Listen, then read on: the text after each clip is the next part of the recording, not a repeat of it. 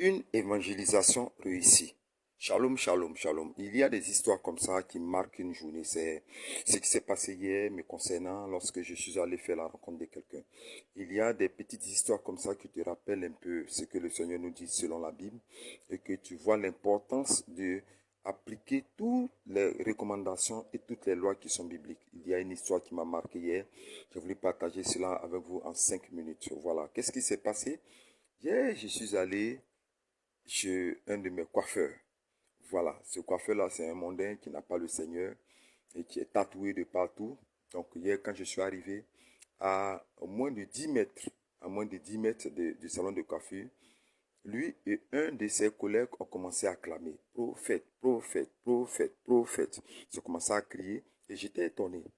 Et je me suis approché de lui, j'ai dit: mais qu'est-ce qui se passe? Pourquoi est-ce que vous m'acclamez? Il me dit: non, je viens de prendre 3 jours de jeûne. Et je viens de finir ce jeûne-là aujourd'hui. Et j'ai sorti ma vieille Bible qui était cachée depuis des années. Waouh, j'étais étonné. Étonné pourquoi?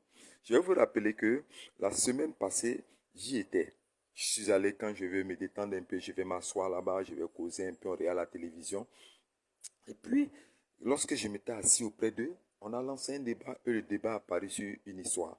Ce coiffeur avait décidé d'aller voir un occultiste. Selon l'histoire qu'il m'a rencontré, il allait voir l'occultiste. Il est même entré dans la case de l'occultiste. Il dit: c'est un endroit insupportable. Il y a des gris-gris, il y a du sang, il y a des poulets. En tout cas, l'atmosphère n'est pas humaine. L'atmosphère n'est pas terrestre. Il dit: il était tellement effrayé et qu'il a quitté, il a fui cet occultiste. Alors qu'il était parti là-bas pour aller multiplier ses finances, qu'on appelle le portefeuille magique. Une autre œuvre magique qui permet de multiplier l'argent. Et quand il allait, il n'a pas pu tenir et lui, il a fui. Il a fui cet endroit.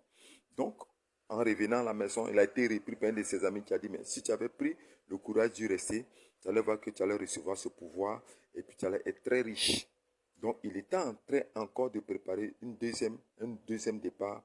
C'est à ce même instant que moi, je suis allé m'asseoir et nous avons eu à causer. Donc, dans cette causerie, je lui parlais de mes voyages en Côte d'Ivoire, comment est-ce que j'ai fait ces 290 voyages où je suis rentré, entré. Et puis, il m'a sorti un peu le côté occulte. Il m'a dit: ah, donc, monsieur, donc vous voyagez beaucoup. C'est-à-dire que vous rencontrez beaucoup de bons coins où on peut faire des pratiques occultes, des médicaments pour devenir riche. Je lui ai dit: non, non, non, non, non, non. Moi, je n'ai pas voyagé pour l'occultisme. J'ai voyagé pour le Seigneur Jésus-Christ. Il ne savait pas que j'étais un pasteur, ni un prophète. Mais j'ai sorti la phrase comme ça, que j'ai voyagé pour le Seigneur Jésus-Christ. Que je voyage, je vais dans les églises, je vais prier dans les églises, tout et tout. Et dans tout ce que j'étais en train de lui dire, je lui rendais les témoignages. Comment est-ce que certaines personnes... Un coup, j'ai été saisi par l'esprit et j'ai découragé ce frère.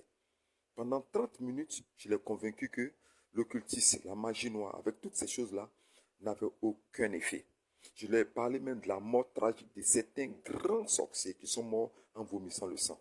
Je leur ai parlé des réalités spirituelles, de l'occultisme, de la magie, du satanisme et toutes ces choses qui vont envoyer son âme dans le feu, avec des indications et des exemples concrets, très concrets.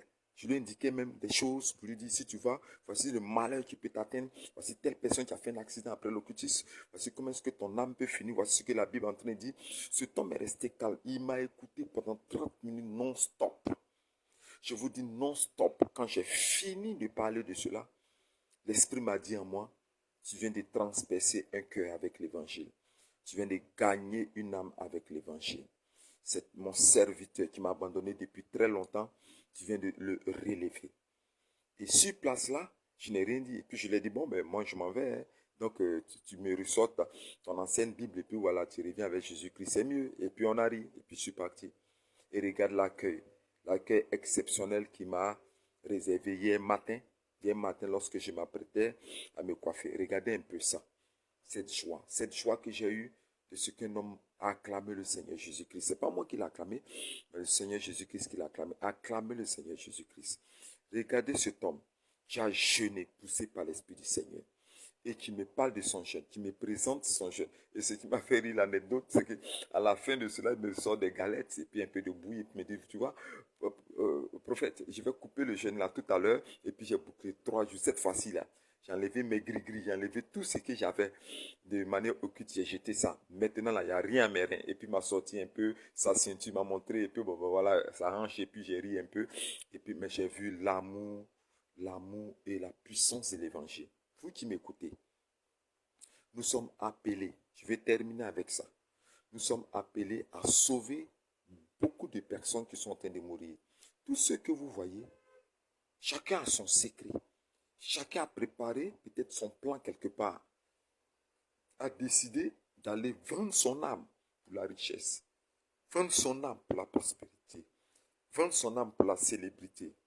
Mais je vais te dire, écoute ce message, que tu es un apôtre. Le Seigneur te dit de te lever pour aller annoncer l'évangile, aller convaincre le cœur, aller briser des projets sataniques, aller fermer le chemin de la mort à certaines personnes. C'est toi qui peux le faire. C'est toi qui veux le faire. Je bénis le nom du Seigneur pour la sœur en France qui m'a appelé pour que je puisse aider quelqu'un qui lui est proche. Je suis très heureux de cela. Très heureux aussi pour cette sœur qui m'a aussi sollicité depuis le Cameroun pour que je puisse aussi aider quelqu'un qui est en train de se perdre. Et je reçois les sollicitations. Qu'est-ce que tu fais? Lève-toi pour annoncer l'évangile. Lève-toi pour parler au Seigneur Jésus-Christ. Qu'ils écoutent, qu'ils n'écoutent pas, mais au moins tu as cette dignité ou cette récompense grande du royaume des cieux de ce que tu as annoncé l'évangile. La porte des groupes sont ouvertes. Mais j'ai été troublé par quelque chose. Après avoir enseigné une sœur sur les méthodes, lui avoir dévoilé les malédictions de sa vie conjugale, en allant jusqu'à dans les profondeurs de sa famille, révéler la sorcellerie, parler des hôtels de famille. Après 45 minutes d'entretien non-stop, que j'ai vu la sœur me dire, prophète, toutes ces choses-là, on ne les savait pas. Si on le savait, je ne serais pas allé chez un marabout, je ne serais pas allé chez un voyant pour chercher une réponse à toutes mes préoccupations. À compter d'aujourd'hui, devant le Seigneur, devant Dieu, je décide de marcher avec Jésus-Christ. Et cette fois-ci, je ne vais pas laisser sa main. Et jusqu'aujourd'hui, je suis en train de suivre la sœur. Votre manière d'évangéliser aussi, c'est aussi d'envoyer de nombreuses personnes dans ce groupe.